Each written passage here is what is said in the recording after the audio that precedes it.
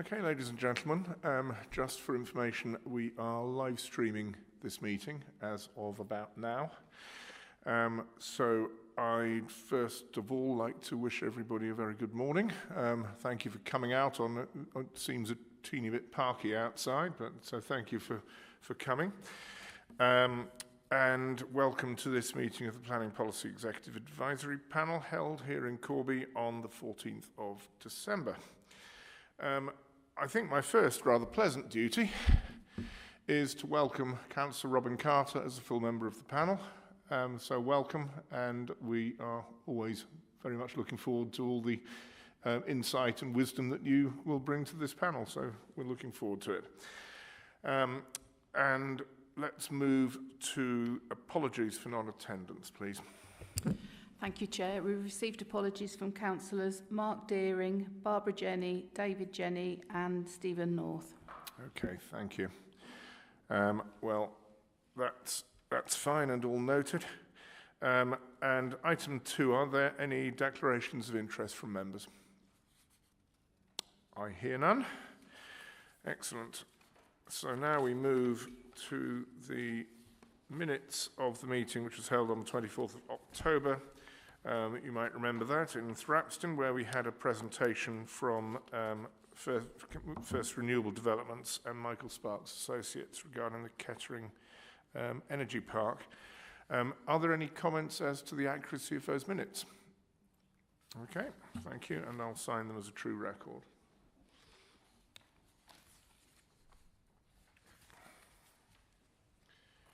Thank you, Louise.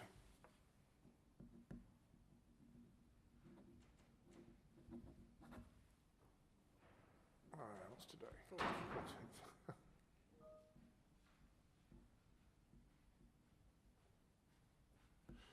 Thank you. Morning, Rob. Morning, David. No, not at all. Welcome. Excellent. Right. Well, we've got a couple of chunky papers to go through, and some of you will have attended a workshop session last week in which we certainly gave them a certain amount of analysis. We are in the state where the Part 2 plan suite for North Northamptonshire is complete, apart from East Northamptonshire, which is still going through the final stages of the process before adoption. Now, as colleagues will know, this plan's been submitted for public examination. It's gone to the planning inspector, and the planning inspector, as planning inspectors will do, has come back with some proposed modifications. So it's quite a detailed paper, and before we kick off, I would just like to thank Richard Palmer and his team in East Northamptonshire for all the enormous amount of effort and work that's been put in over months and months and months, and indeed years, in getting this plan ready for adoption. It's been quite a marathon, and I had the privilege of sitting in on most of the public examination, and it is not an easy thing to get these plans sorted out. So, you know, a big pat on the back to Richard and your team. However, Richard, we've got a short paper from pages 9 to 374. Would you like to take us through? Yes, thank you, Councillor Brackenbury. I'll take you through the salient points of the report. I'm conscious that we did have a workshop with members, as you alluded to, David, last week, which did prompt a number of questions and discussions. However, I think for clarity in terms of the report this morning, I'll pick up on some of the main issues in relation to the progression of the plan. Okay, so the plan went through examination earlier this year with the appointed government inspector, and that led to a number of modifications being proposed, of which is the sort of basis of this particular paper.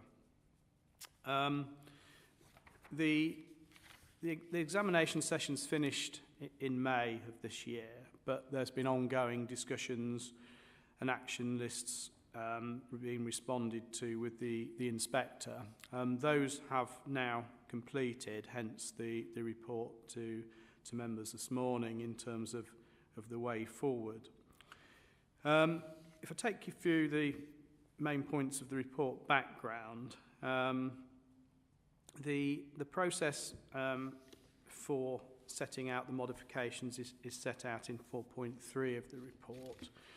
And I think if I can draw your attention to 4.4, which talks about the soundness of the plan, so that it's important to take on board the modifications that are ultimately recommended / required by the inspector. Clearly they are for agreement for the local authority in some respects, but they are required to ensure the soundness of the plan. So that's an important point in terms of the acceptance of the schedule of modifications that the officers and the inspector have prepared for you. And there are two categories of modifications, effectively the main modifications, and they impact on the policies and the supporting text of the plan and go into issues of soundness. Those are the main mods as they're actually called, and those are the ones that are listed in the schedule, Appendix A, I think it is. That's quite a lengthy schedule, and it affects all but 2 of the policies of the plan. In addition to that, there is an additional modification schedule, and that's really relating to typographical errors, updates, factual updates, etc. And that's something which is the responsibility of the council itself, but they're non-controversial updates to the plan. We also have to prepare a schedule which we call, and that's Appendix B in the report, a schedule of changes to the policies map, because each of these policies are shown where they impact on the district in a geographical area. We have a policies map which shows the limits of their extension of that, or the implication of those policies. And it's another schedule that basically relates to that particular policies map. So you've got 3 schedules which will go out to consultation. In addition to that, all the policies are actually assessed for the implications, be that economic, be that social, be that environmental, etc., so that they all are run through a sustainability appraisal and habitats regulations assessment as well.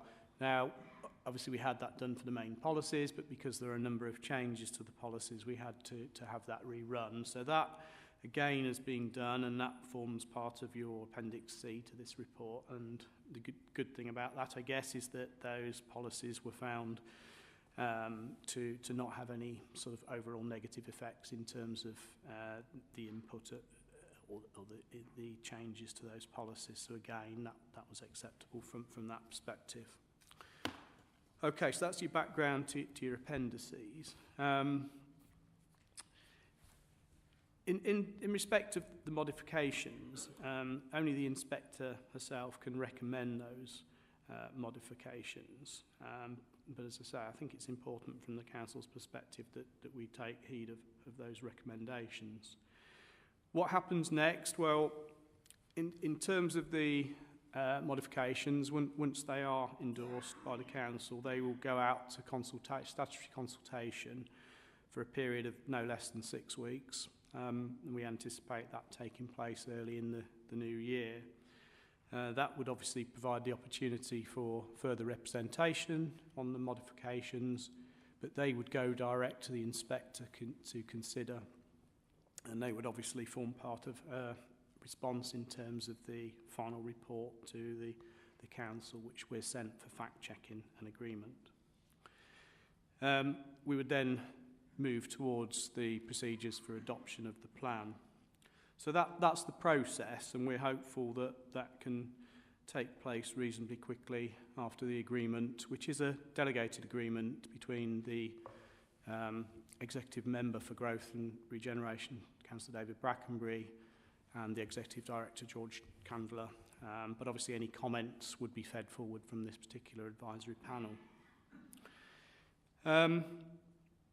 In relation to the detail of the modifications, the workshop did focus on the areas of consideration in terms of the potential impact of those policies. But I think it's only fair, particularly I think, Councillor Carter, you weren't at the workshop, so I will run through some of those main issues for you.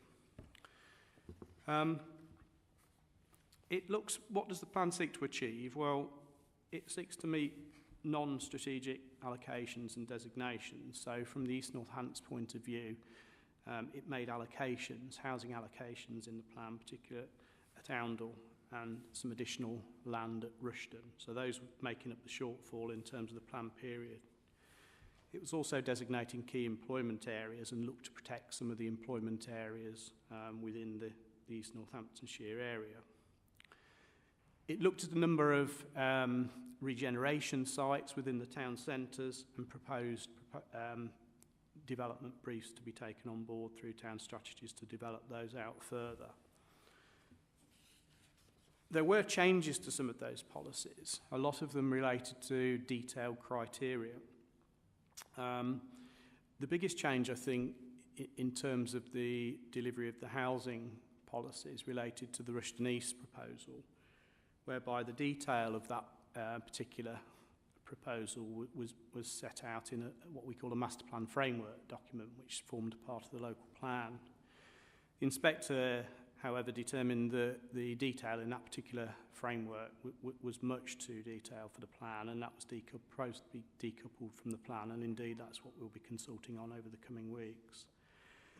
That led to a rewrite of that policy, bringing the principles of delivery into the policy itself. In addition to that, there was also a lifting of the restriction on the footprint of B8 logistics buildings from that particular proposal. Therefore, in effect, larger units could be built on the site. They may seem fairly sort of straightforward changes, but they do have bigger implications in terms of the work that we need to do, particularly in relation to the decoupling of the local plan and the MFD. There is a number of issues relating to green space, and we felt those policies were improved by all policies, I guess, would be improved by modifications, but in particular the green infrastructure ones, where we went out and spoke with the local communities at the early stages of the plan. It was very clear that the green infrastructure corridors, GI corridors as we call them, were very important, particularly the local connections to those from the communities, and the policies were shaped and improved around those proposals as well. There's also quite a bit of demand, if you like, from the hearing sessions about setting out more clearly developer contributions in relation to sport and recreation, and we've proposed that a supplementary planning document will be produced to inform that. As I say, a lot of the modifications did form around improving the criteria and the transparency of the policies, and I won't go into the detail of those. Obviously, if you've got questions on those, I'm happy to answer that. But certainly the assessment of future planning applications and how they would be judged was brought out through that policy criteria strengthening. One area I would probably point out to you in terms of its importance was the role of the villages. There is a hierarchy set out in the higher order strategic plan, but in relation to the Part 2 plan, we looked at an approach whereby the settlement boundaries were replaced by a sort of a policy that looks at providing clear criteria for assessment of development. It defines a built-up area in effect, and then looks at reasons and opportunities as to how development may be considered in the future. So it's perhaps a more flexible approach. And I was doing some work yesterday in terms of looking at the settlements that have settlement boundaries that may no longer have boundaries through the adoption of these policies. And there are quite a few rural settlements that fall into that category. We've given the opportunity through neighbourhood planning for local communities, if you like, to reinstate boundaries if they feel they're appropriate for their particular settlement. And some have already done that, and some are working towards that. But what you'll probably find in the East Northamptonshire area is that might lend itself to a further raft of activity, if you like, in terms of those communities that want to reinstate settlement boundaries, because moving forward they'll be working under a slightly new system, which will be interesting and provide some flexibility. And I think that's certainly something which the inspector was keen on. particularly in the larger rural settlements, because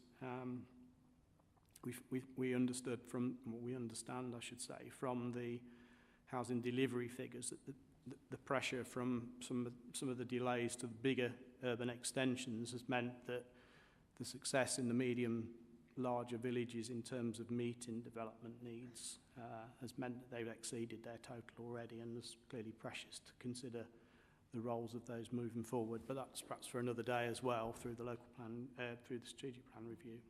So I did want to point out those because we've basically written which would be policies EN1 to EN4 of the plan.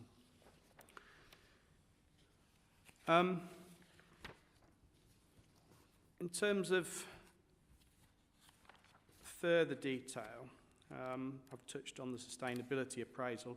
I don't really have much more to say on that, but obviously if there are any questions on that, we can pick those up in terms of the response. I think, Chair, that covers the main issues of the modification schedule. But as I stated, if there are any questions or discussion that you'd like me to pick up and clarify, happy to do so. Thank you. Well, thank you, Richard, for your very comprehensive briefing on that. I think that's quite valuable. I think you certainly highlighted a number of the areas that were and remain perhaps a bit contentious. But I mean, by definition, we submit these plans for examination, and we submit it.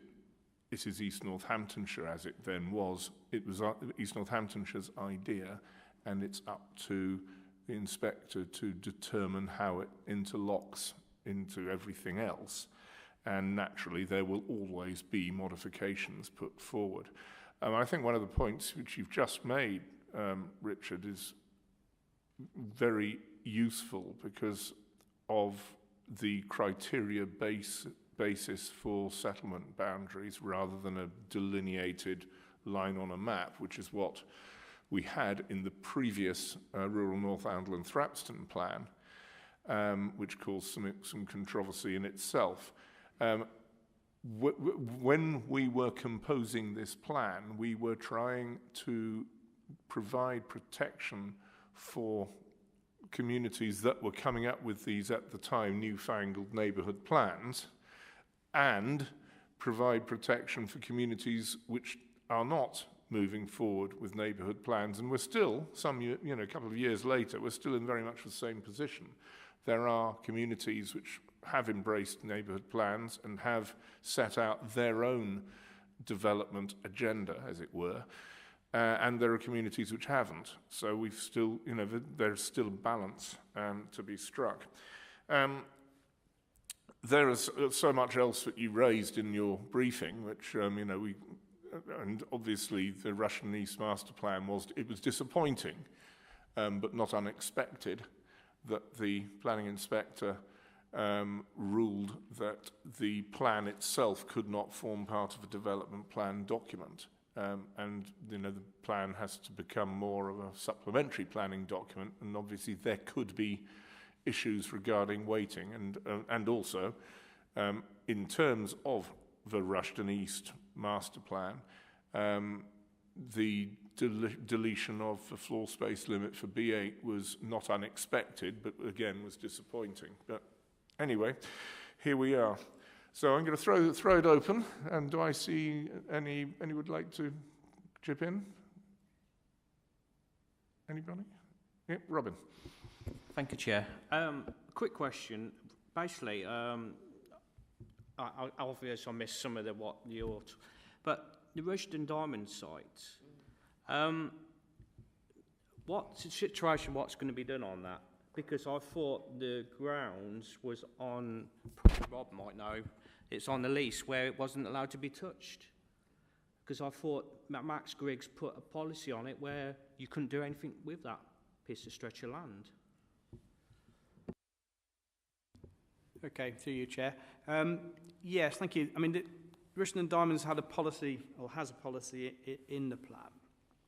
Has been subject to a modification in the list. Now, we know there are restrictions on the site because of the issue of the floodplain designation, which does vary across the site.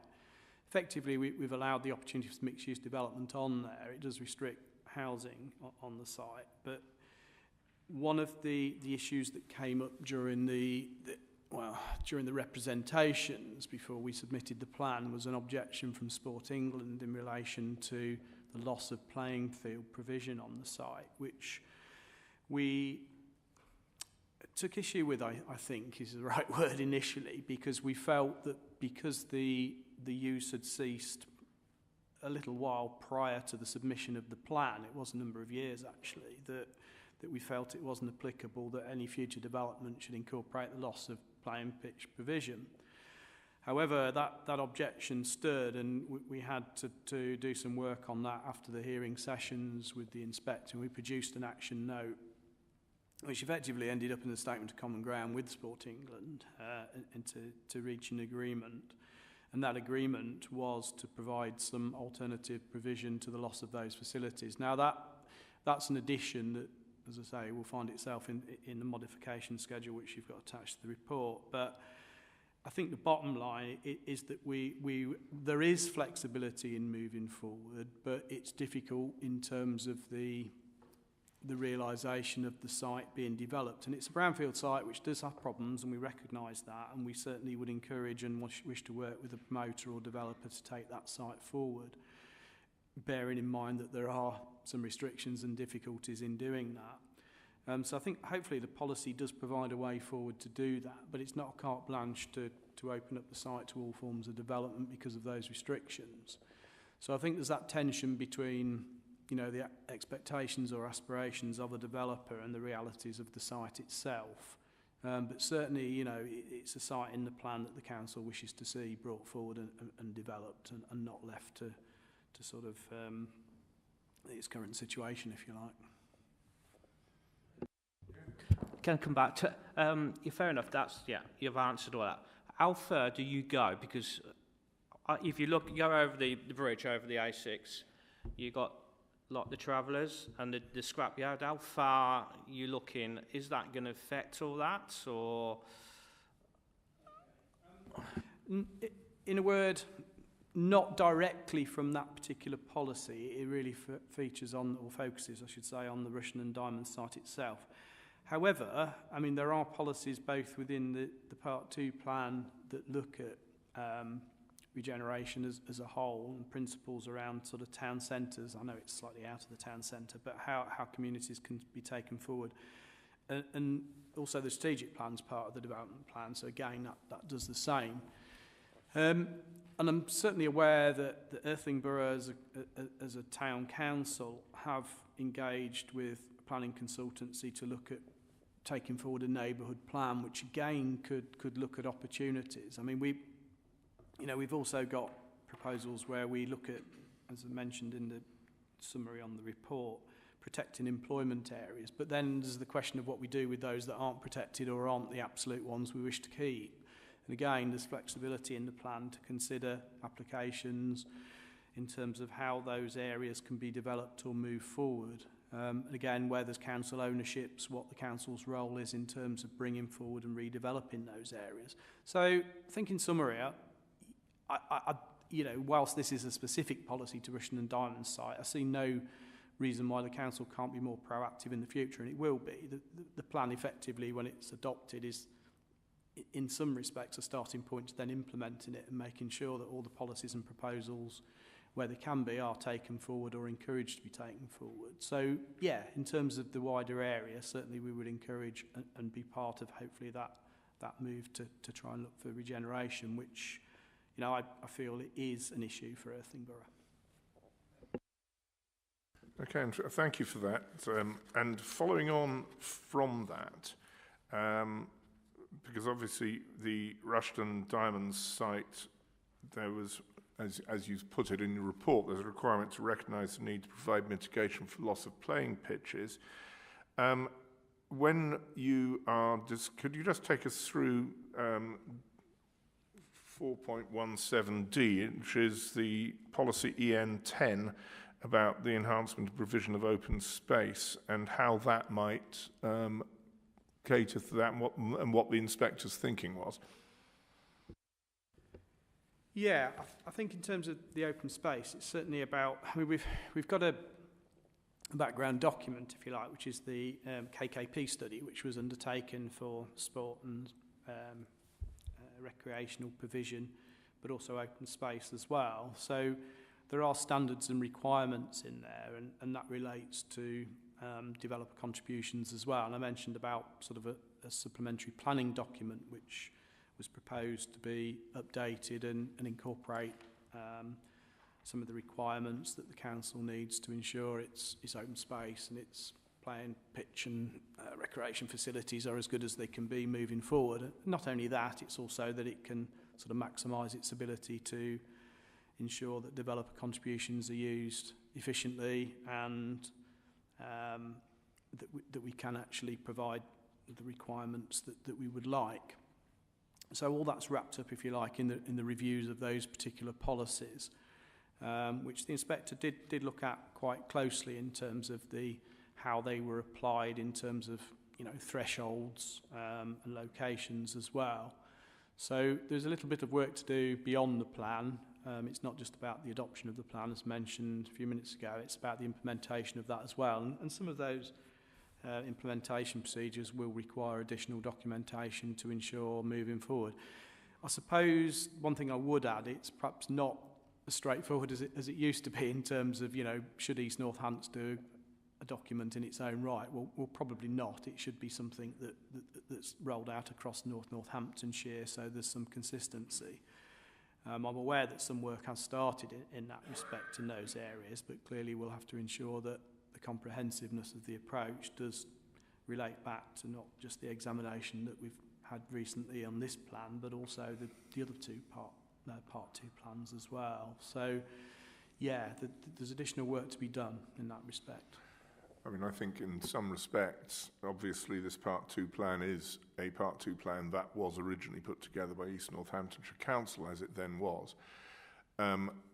In terms of planning policy moving forward, we shall have, we hope to have, 4 adopted local plans for the 4 former sovereign areas, and any evidence or further policy documentation going forward presumably will be on a Northamptonshire basis rather than trying to split it up. Because I know as you've quite rightly pointed out, Richard, I know we've had some discussions on some relatively minor supplementary planning documents which were adopted for this area or that area since vesting day, and now if we're going to be producing supplementary planning documents, I mean, of course some of them can be site specific, I understand that,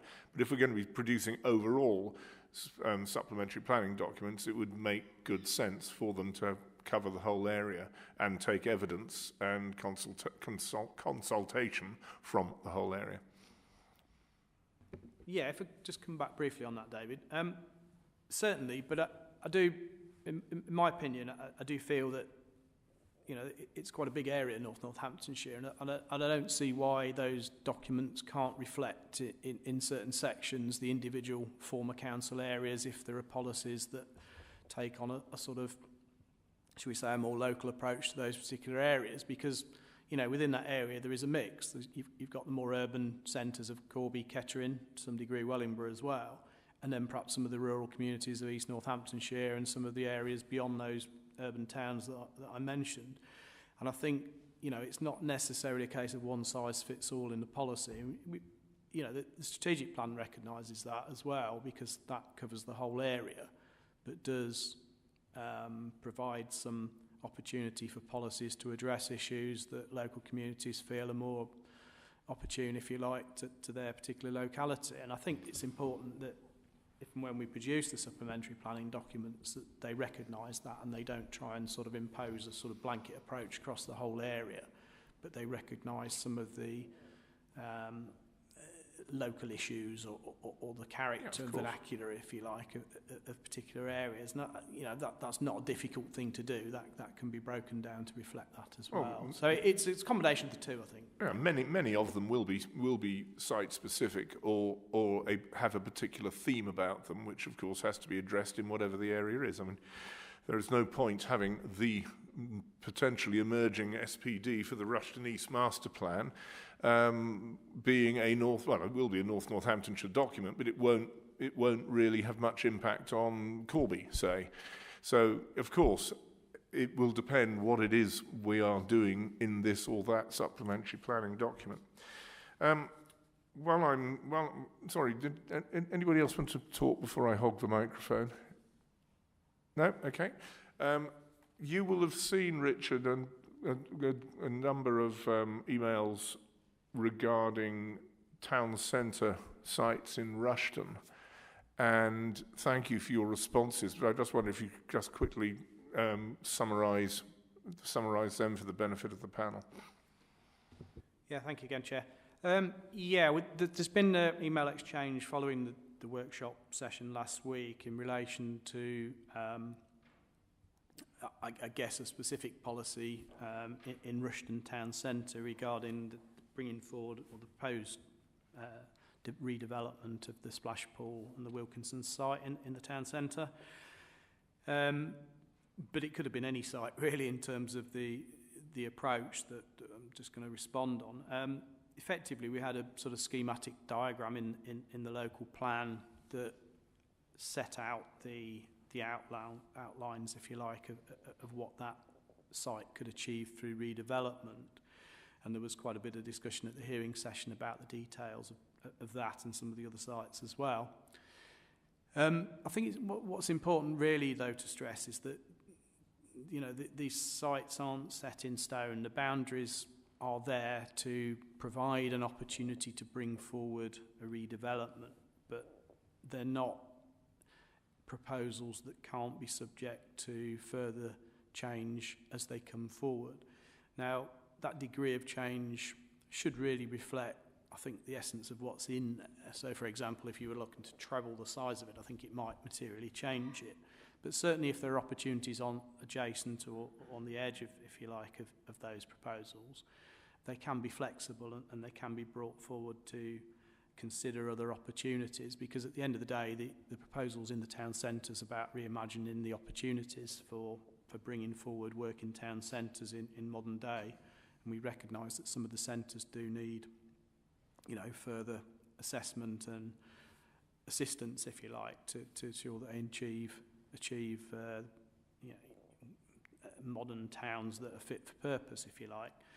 So I suppose in terms of those proposals, they need to be worked up. What you've got in the plan effectively is a framework that allows you to assess applications. It's not just about the council, though they will be a main partner in bringing forward some of these sites. Indeed, you know, there's ownership issues within those sites.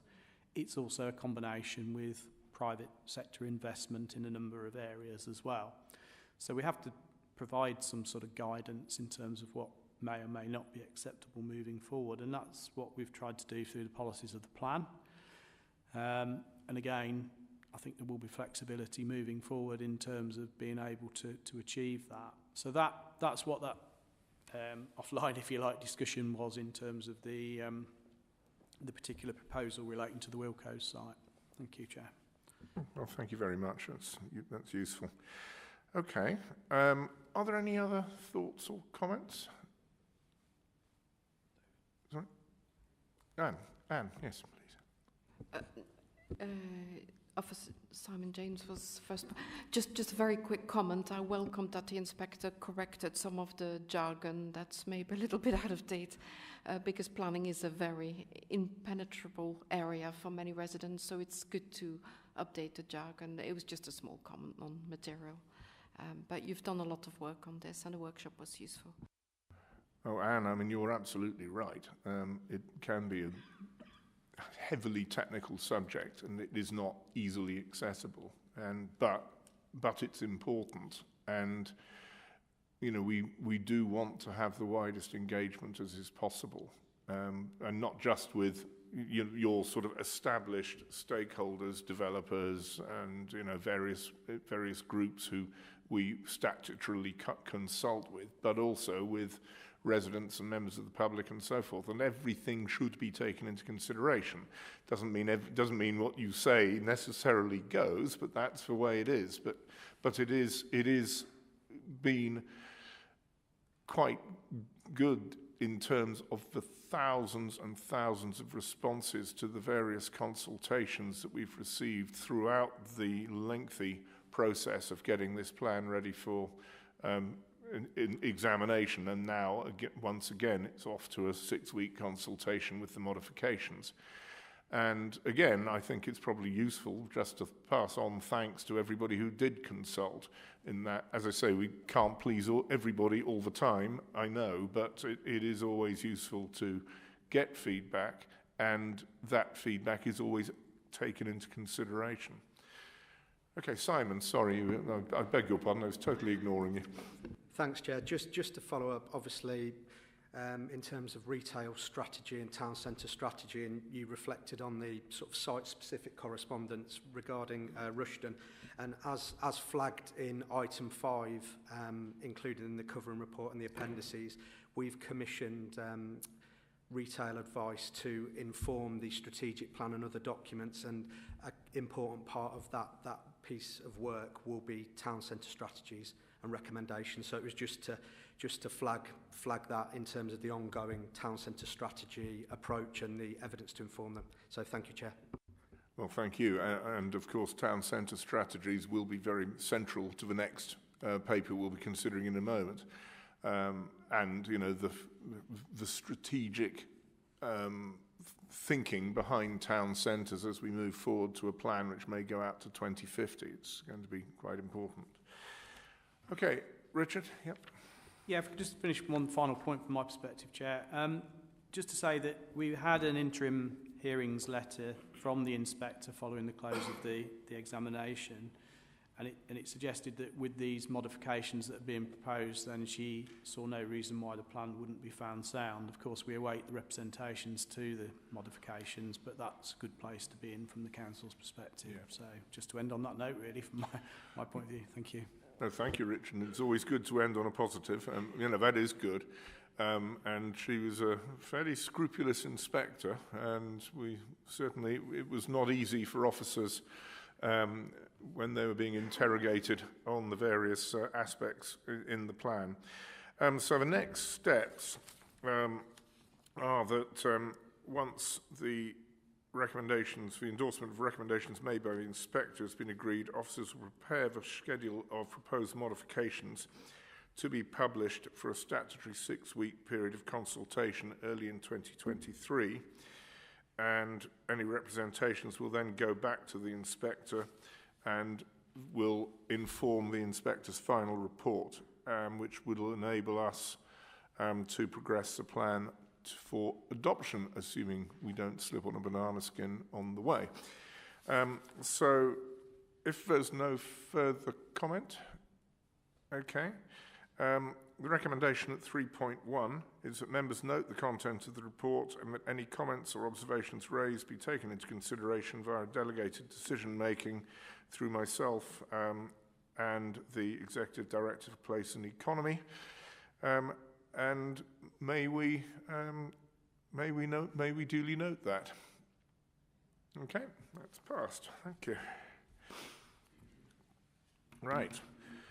Well, from the tactical to the strategic, we now have a rather earlier stage of a development plan document, but this is going to be the central theme, I guess, of planning policy over the next few years, which is, of course, the strategic plan, scope and issues consultation, and the development of that as the replacement for the joint core strategy, which was adopted in 2016, was it not? Yeah.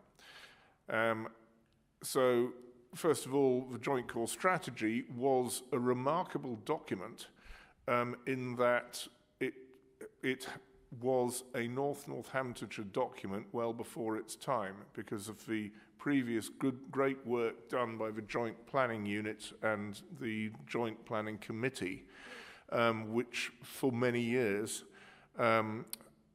was a Northamptonshire organisation on the boundaries that we've got today, marvellously, where we actually came together collegiately to consider strategic matters. And both Councillor Tebbett and myself served on that committee, and we both indeed were chairs of it at one point or another.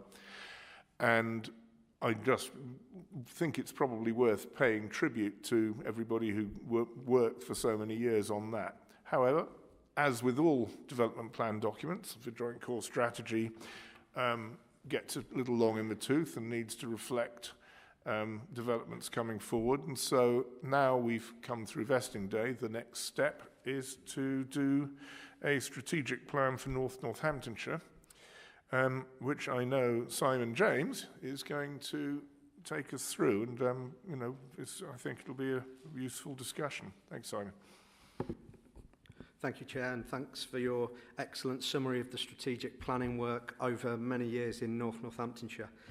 So I'm not proposing to talk through the covering report in a massive amount of detail, as obviously the focus will be on discussing the consultation responses and the officer responses to these, and I'm conscious of the size of Appendix A in particular, but I'm happy to take any questions on the covering report and the detail within that. So like the Chair has described, the scope and issues consultation, that represented the sort of formal commencement of the strategic plan, and the strategic plan will ultimately review and update the strategic planning policies in the Northants Joint Core Strategy, which was adopted in July 2016.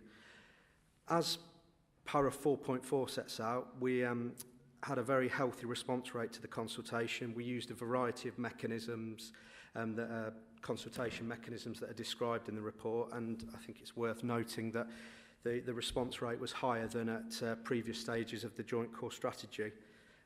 Consultation feedback will be valuable in developing the strategic plan alongside member feedback and the ongoing evidence base. And I think, as Richard touched on regarding the East Northants Part 2 local plan, I think it's important to stress that we will need to produce a sound strategic plan, and the evidence base is critical in informing the approach, and that's referenced in several of the officer responses in Appendix A, and there's also a section in the covering report of the technical work that is underway. Para 5.1 of the report explains how responses have been summarised and quoted in more detail in some instances to give members a bit more of a flavour of the issues that have been raised. And the officer responses seek to provide a direction of travel as to how officers will seek to progress these issues. It doesn't seek to respond to each individual response. Obviously, feedback from members on the officer responses today will help shape the development of the next stages of the strategic plan. Para 5.2 of the report picks out some of the key issues from the scope and issues consultation that are likely to form areas of challenge as the plan is progressed. It's not an exhaustive list, and as set out in the paragraph, climate change and infrastructure provision will be key. As the Chair alluded to, that there are members of this advisory panel who've been involved in the Joint Planning Committee over many years, and they'll be familiar with a number of the issues raised. The workshop last week, we discussed some of the elements that are identified in paragraph 5.2. I'd like to thank members for their input into that session. We received some very useful feedback. I've actually got the notes of that session in front of me as well. Para 5.6 refers to the written ministerial statement that was published last week. We're progressing the evidence base as discussed in the report, and we need to respond to the detail accordingly. Now, the written ministerial statement references that consultation on a national planning policy framework prospectus will be launched before Christmas. So we'll obviously need to review the detail and advise members accordingly, but I think that document will be important in progressing the strategic plan and needing to respond to that accordingly.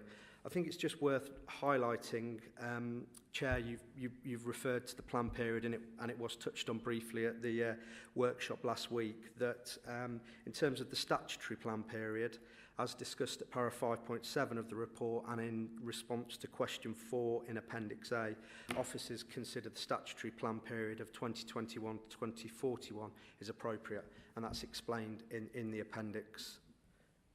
In terms of the further work, that is summarised in the covering report from para 5.8, and the next stages will be to develop spatial options. Like I've said, the consultation feedback today and the evidence base will be critical in developing those. And as discussed at paragraphs 5.14 to 5.17 of the report, in terms of the timetable for the strategic plan, we'll need to revise this through an update to the local development scheme. Key considerations will be when we have further clarity on resources, but also the changes proposed by the government as part of planning reforms that I've just discussed. So I'm not proposing to talk to the covering report in any more detail, Chair, but like I said, I'm happy to take any questions on the covering report and also feedback on Appendix A, and colleagues will be able to input in, because it's been very much a collaborative effort to produce the appendices. So thank you, Chair, and thank you all. Simon, thank you very much. And again, thank you for you and your team for the very useful appendix, which has clearly got some excellent feedback from various respondents. So, yeah, very, very valuable initial steps. It is, of course, you're quite right, going to be everything we do has to be in conformity with National Planning Policy Framework. And if they're going to revise the National Planning Policy Framework, we can't exactly, we have to take that into account before we do anything. But hopefully, if it seems the government are suggesting by governmental standards reasonably rapid action, and so that may give us some context in the new year, or maybe even before, but probably in the new year. The only thing which I was slightly concerned about is the business with the Oxford and Cambridge Arc, because of course, while the Oxford-Cambridge Arc doesn't seem to be doesn't seem to have the central government emphasis that it did do, and there is still very substantial development between Oxford and Cambridge, and there still seems to be a strategic desire for such development, probably on its own merits. So I'm just wondering how much we must take the former Oxford-Cambridge Arc, if it is former, I'm not even sure it is, but take that into consideration when planning our spatial strategies in North Northamptonshire.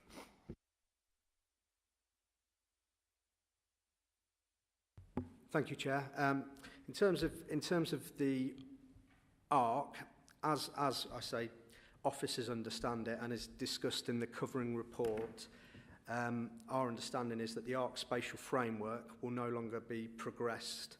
I'm aware that there's a partnership proposal that's been submitted to government looking at how the collaborative working that has took place at ARC level to date can be progressed, and I understand the two elements that's focusing on is the environmental work and how that can be progressed, and also looking at a sort of economic strategy. Now, colleagues may know a bit more on the detail, and I think there's also something about the communications.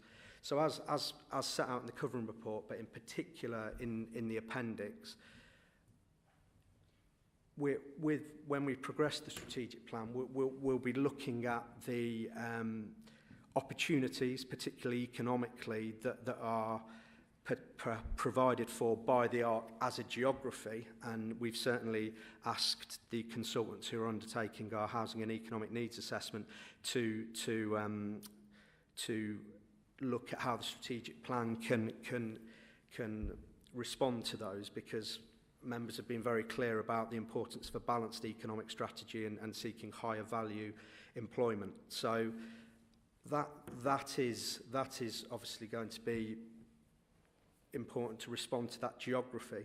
In terms of the other elements, and yourself and anyone who reads the appendix will see how the development industry think that we should frame and respond to the ARC.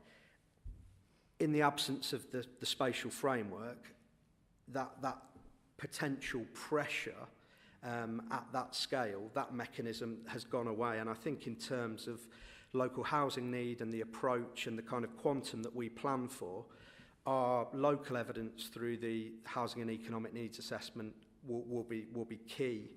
And the sort of pressure to have to essentially take needs from elsewhere in the ARC through potentially a spatial framework mechanism, that no longer exists. So the local evidence will be key in informing that approach, and members will be able to decide how we respond to local housing need and economic opportunities in the ARC level.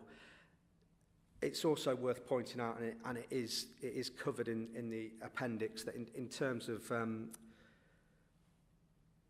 unmet housing need from adjoining authorities, we've received no feedback through the consultation or our ongoing meetings with adjoining authorities that they will be looking to Northamptonshire to take their unmet housing needs. So I think as we develop the strategic plan, officers and members, we've tried to seek the feedback as to how we can respond to the ARC geography, but make sure that the local evidence to inform the plan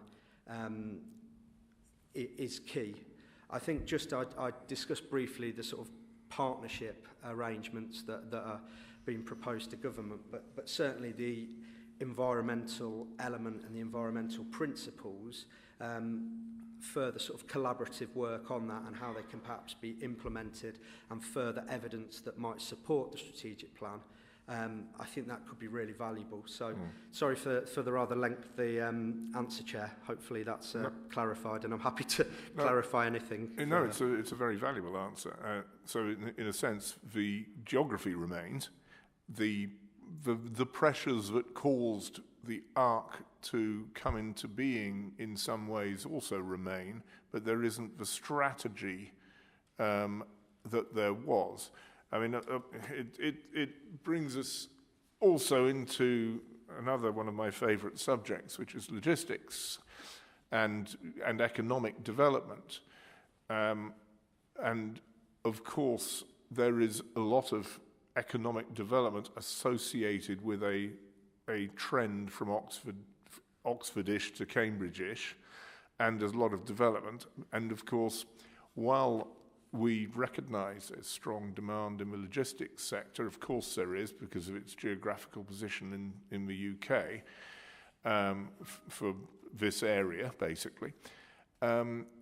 We do want to seek a balanced economy with various employment opportunities, whether they be in logistics or whether they be in other fields. And it's always an issue not to put all your economic eggs in one basket, especially in a sector which could evolve rapidly and could also adopt, automated technology, is indeed adopting automated technology, which of course would reduce the numbers of jobs, albeit that such jobs as would remain would probably be higher skilled. So there's a balance to be struck, and there are also concomitant pressures on the rest of the area in terms of over reliance on transportation. So it's just some thoughts. But I mean, the ARC is interesting because it was very much the theme, and now isn't. But the work doesn't go away. In summary. Thank you, Chair. Based on some things that have already been said here, and also things that were said in the workshop, I find the officer's response under 21.11 on page 441 not entirely satisfactory. I would like to take issue with that. And this is about Kettering North Weekly Woods. Because talking about an evidence base has been collected that Weekly Hall wood is used by many local people, and Richard has already said local people consider it more opportune for their area to express their preferences. Well, Weekly Hall wood is associated with childhood memories. It's busily used. It's in line with our climate change strategy as well, to keep spaces like that. And furthermore, paragraph 122 of the National Planning Policy Framework says that sometimes planning policies need to reflect changes, and decisions need to reflect changes in the demand for land, and they should be informed by regular reviews of the land allocated. Now, I know it was in the joint strategy allocated as employment land, but in our workshop we have already discussed that warehouses use 100 times as much employment land and are there as offices, for example. Also the results for lorries on the roads, pollution. We've reached the saturation of the logistics in our area that was very clearly expressed in the workshop. So if you're asking councillors to express a direction of travel, it is then that we think again about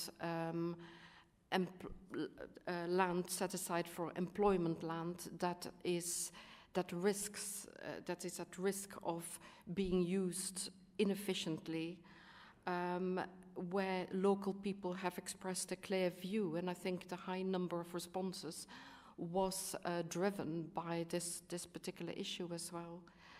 So I find that response 2111 not entirely in keeping with the feelings of the local people and even the views expressed by the councillors. Thank you very much.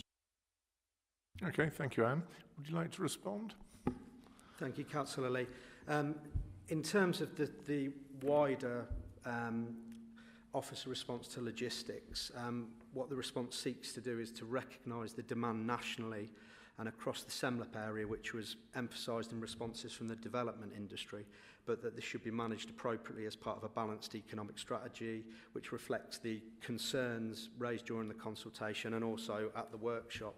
And I think it's important to stress, and that's why the response summary went into a lot of detail, that the approach to logistics will be heavily scrutinised and challenged, and a robust evidence-based approach that is consistent with the national planning policy that we've talked about will be essential. So I think that's the wider sort of approach to logistics. In terms of the sort of weekly or wood site or land at Kettering North, obviously the report reflects the feedback to that specific question. The site, as the response says, the response seeks to reflect the factual permission that the site is allocated, and then there's a current planning application for the site that needs to be determined against the development plan and other material considerations. So in terms of when we review the employment evidence base and housing evidence base and deliverability of the sites, one of the considerations will be if the site has a willing landowner or is being promoted or being brought forward. That will be one of the important elements alongside other considerations. So at this stage, I don't think there's anything more that could be said in terms of the Kettering North site other than the current policy position. I'm not sure whether Rob might want to come in on that further. Yeah, thank you, Rob. Thank you very much, Chair. So I mean, obviously, I acknowledge the point that you make, Councillor Lee, with regard to the amount of, I suppose, local opposition in relation to the proposals for the Weekly Wood site. But the paragraph that you refer to here is, as I read it, a statement of fact, because it is an allocated site and there is an application in, and that's so it does nothing more than describe the facts of the matter as they stand today. Doesn't seek to predetermine an outcome of the application, but that is the situation that we are in. It is an allocated site in the JCS. There is an application in. It's under consideration at the moment. So I rather like Simon, I'm not really sure what more can be said other than to report the facts. Thank you. Well, of course, I'll come back to you, but of course we are developing a strategic plan which will take its evidence base from as this plan begins to pick up speed. But so we are not, you know, there is an application outstanding in Weekly Woods which will have been determined by the time this plan gets anywhere near submission or examination or adoption, because that's going to be some years yet. I mean, well, I can't remember the timescale. Is 2020? Sorry, Chair. The timetable in the LDS had 2025 as an adoption. 25, yeah. Obviously, that there may be, as I said, revisions to that, but that's the time frame. But in all of that time, there will be ample consultation, and it may be that sites can be might not be identically allocated as they currently are in the strategic document. But Anne, did you want to come back as well?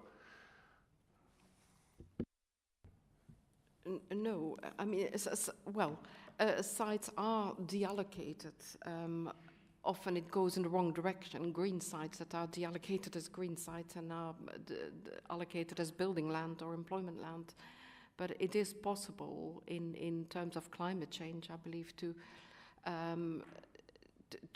deallocate land. I think it is, but it requires to be an evidence base, and it requires to go through all its stages to have this site allocated or have this site not allocated, as I understand it. So it isn't, I mean, I get entirely the pressure and the objection about the Kettering North development. It isn't really a matter for planning policy in the sense that it's now a development management issue. It's come, you know, it is something that has a live planning application which has to be determined on its merits. And even if the site was not allocated at all, it doesn't stop a site coming forward as a planning application. There's 2 sites in my neck of the woods which have come forward for substantial logistics development, which are not allocated in anything. Doesn't mean that they are not valid planning applications which need to be determined on their own merits, which they will be in due course. And so I do not need to declare an interest because I don't sit on the Development Management Committee.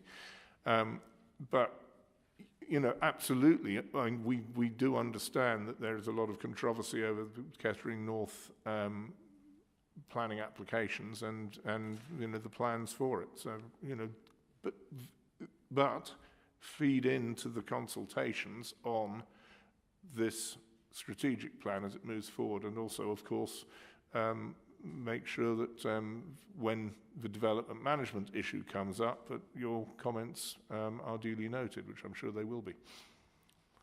Okay. Ooh, sorry, I switched myself off. I'm getting a sore throat. Any other comments? Yeah. Briefly, sure. in general, climate change, it is mentioned, but I'm not sure. I think we still have a lot of work ahead of us to think about, reflect on the way that we will carry our climate change action forward in our plans, our planning strategy for the future. Thanks, Chair. Just to say, climate change will be absolutely fundamental, like we've said on a number of occasions, and as was set out in the Scope and Issues document. In terms of the approach, we've commissioned consultants, Ricardo and land use consultants, to undertake evidence to inform the approach in the strategic plan and other documents. So that work is underway to provide a really robust evidence base for the strategic plan.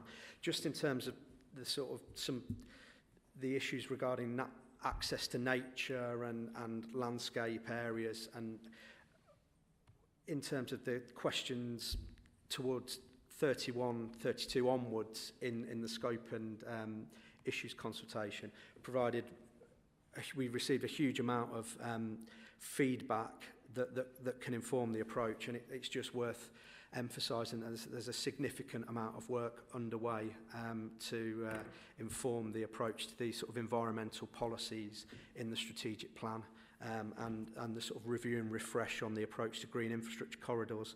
So just to emphasise that, we've obviously tended to focus on the approach to logistics and the spatial strategy, but the environmental element of the strategic plan will underpin every element of it, and we certainly take the feedback from the consultation and the feedback from members as to how we develop that approach. So thank you, Chair. Thank you. And while we're touching on green issues, I'm quite interested in biodiversity net gain. This isn't even necessarily just a question for North Northamptonshire, but of course, if every development provides a biodiversity net gain, at what point do you stop being able to provide that unless there's some sophisticated way of going international on it? Because obviously, if you're always expanding your biodiversity with any development, there must come a point.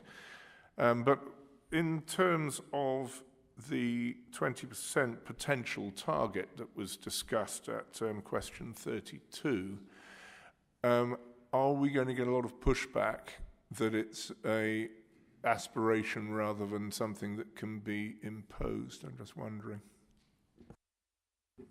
Thank you, Chair. I think it's safe to say that we will get pushback from the development industry if we look to go above the 10% that is mandated and will come into effect next November through the Environment Act. But I touched on earlier the work that's been done through sort of our partnership arrangements, and we've certainly fed back that we would welcome a sort of more collaborative approach to the evidence as to how that potentially could be delivered. So I think we need to test options, make sure that the approach to biodiversity net gain is embedded when we're looking at site assessments and opportunities provided by sites. And obviously, members will be very familiar, particularly in policy making, that via viability assessment and looking at the different targets and the implications that will be key. But certainly there's a sort of split of support for looking to go further, and obviously the pushback from the development industry. But that's certainly something that we'll interrogate, test, and develop the approach. No, well, thank you. And I know viability is always going to be an issue. But if you remember, Councillor Lee, we had the Kettering Energy Park briefing at the last meeting, and they've got some very ingenious ideas about biodiversity and aquaculture and other things. So it's not impossible, but it does require a little bit of imagination sometimes. So it's good stuff. Okay, any other comments or observations? Just Robin. a quick comment. Well, I said that you got down the town centre and the role of Rushden Lakes. How do you see Rushden Lakes working with the town centre? It's because it says improving the Rushden Lakes. We're not careful, surely that will take business away from the town centre.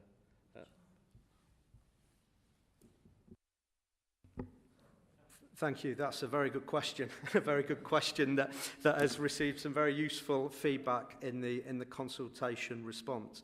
So I think first and foremost, I sound like a broken record in terms of referring back to the evidence to inform the approach, but we will. The retail evidence that I mentioned earlier has specifically looked at the impact of Rushden Lakes as that has been brought forward. So that evidence will inform the approach for the future of that site and the relationship that it has with town centres. You'll see that again, there's substantial support and recognition of the opportunities of the site from a number of respondents, but Kettering Town Council raising concerns. So I think that the approach that we want to take in the strategic plan is that tries to strike the appropriate balance. But I think in terms of town centres more generally, as has been reflected in the consultation response, but Richard touched on, I think the sort of future role of town centres and how they are potentially reimagined, I think that's going to be absolutely key to the strategic plan and other policy documents. So it's an incredibly good question on the future role of Rushden Lakes. It will be informed by the evidence feedback as we develop the approach, but looking to sort of sustain and support the regeneration of the sort of network of centres across North Northamptonshire. Thank you, Simon. Don't get West Northamptonshire started on Rushden Lakes, but exactly, town centres. In the end, we're in a market. We're in a demand-led world. So people want to go into town centres to shop for rather less than they did, and again, I'm not saying this for North Northamptonshire at all, but if you go to a lot of town centres, it's now extremely difficult to park. And people are not always going to be using town centres if it is inconvenient for them. And we have to keep a sort of strategy which enables our town centres to be welcoming and to be visited by people in what is essentially a rural-ish area. I mean, it's not, we are not in, this isn't Birmingham, this isn't London. We don't have a massive public transport infrastructure. And in sober reality, it's most unlikely we're going to be developing a massive public transport infrastructure in this area, because at least it would be in other areas first. So what the future role for town centres is, it's going to be absolutely crucial. And it's going to take a lot of cleverer people than me to consider what they're going to do and how those demands are going to be served. I mean, unfortunately, a lot of people these days are ordering all their stuff online, and they're not going to sort of shop. But there's been sort of ideas of shops in town centres which have stock, but only to sort of look at and examine, and then you order it online anyway, because it's in a sense the retail world beginning to react back to the online world. There's a lot of fascinating conversations to have, but we have to be strategic about it, and we have to enable the demand of what is going to be a market which is going to do what it wants to do anyway within some parameters. Sorry, that was a bit long-winded, wasn't it, Simon?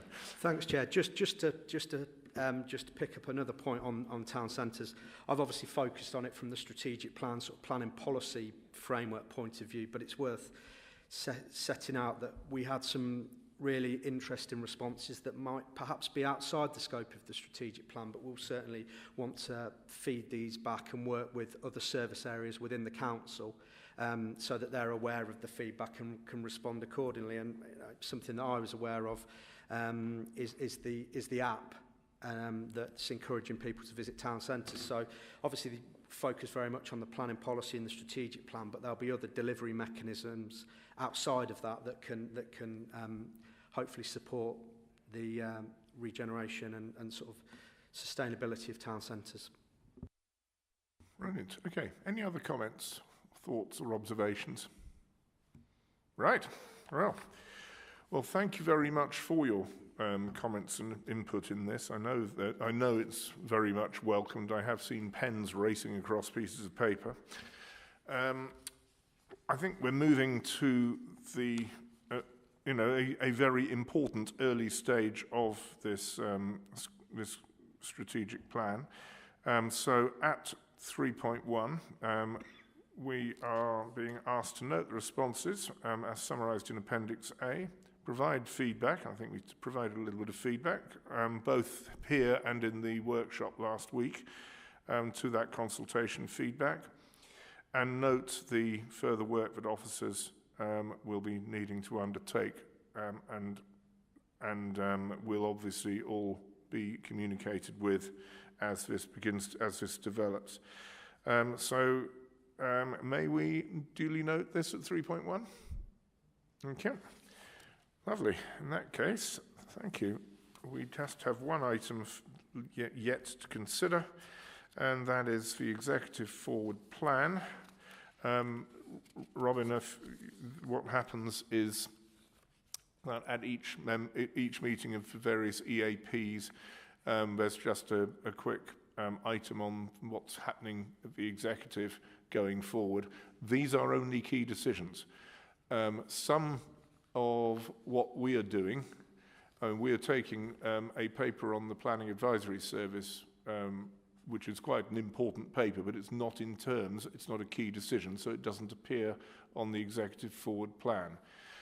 So, you know, if you're wondering where that document was, it is coming to exec on the 22nd of December, but it isn't actually reflected in this EAP. In the forward plan. But going forward, you will note the various items which are on the plan. So December, there's nothing. I don't think there's anything that directly affects this EAP, apart from what I've just said, on the horizon. And there's lots that affect all of us as councillors, of course. Anne, yeah? I'm sorry, there's something that's absent. We, at one point, the forward plan contained an item on something you've just mentioned, parking in town centres, and that seems to have dropped off the plan. Okay. So it'd be useful to look at that. Okay, I'm not sure. Are we bringing a paper on? Oh, I know there is going to be a review of. There is a review of parking going on, and I'm not quite sure at what stage it is. Do we know? Chair, no, I am aware that.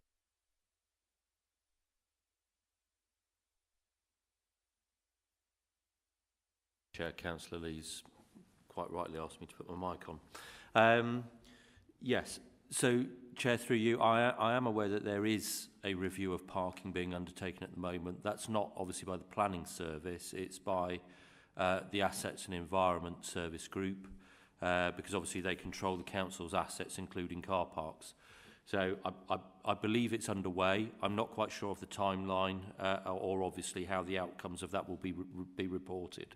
So I think that's something we'll have to try and establish, and then we can obviously potentially look at how that might come back to this EAP for some discussion. Yeah, thank you, Rob. And it also, I mean, it is something, I think it's being steered by Jonathan Waterworth. So if you're interested in timelines and so on, you might want to ping him a quick email. I'm sure he'd be delighted to let you know what is being planned. There is, of course, an overarching consideration that will need to be made about actual how we manage car parks or council-owned car parks, because the needs of the various towns and communities vary.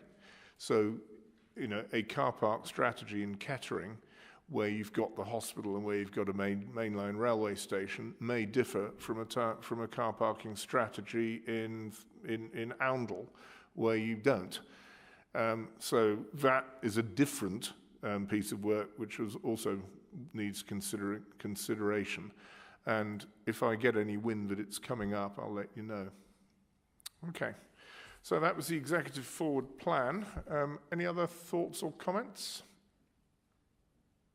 I hear no speak. In that case, right, well, that brings us very economically for a planning policy meeting to the end of the meeting. And I'd like to thank both Simons, Richard, Julia and Rob Harbour for coming, and Louise, of course, for scribbling away, taking the minutes, which we'll have to examine at the next meeting. So thank you, Louise.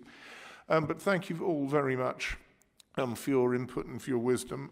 You know, it is it is a fiddly technical committee. We've got a lot of work to do, and we'd really do welcome, officers' knowledge and experience, and your input and your thoughts. Before we close the meeting, of course, it's getting on to that time of year. It's suitably seasonal outside, and if I don't individually speak to some of you again before, may I wish everybody a very, very happy Christmas and all good fortune for 2023, which is coming up fairly fast. And I'm sure we'll be meeting up before long and doing it all over again. But thanks so much for your attendance, and the meeting's now closed.